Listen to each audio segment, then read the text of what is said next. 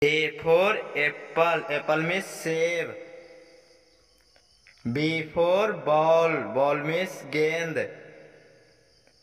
C for cat, cat means बिल्ली.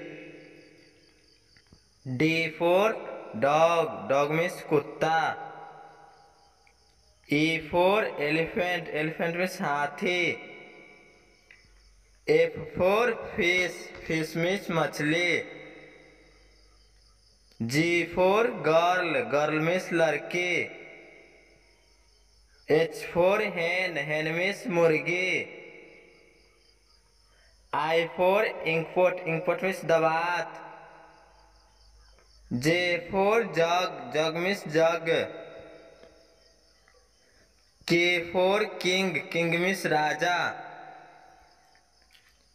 L for lion, lion means शेर. M for monkey, monkey means बंदर. N for next, next means घोंसला. O for orange, orange means संतरा.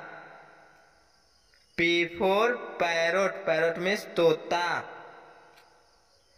Q for queen, queen means Rani.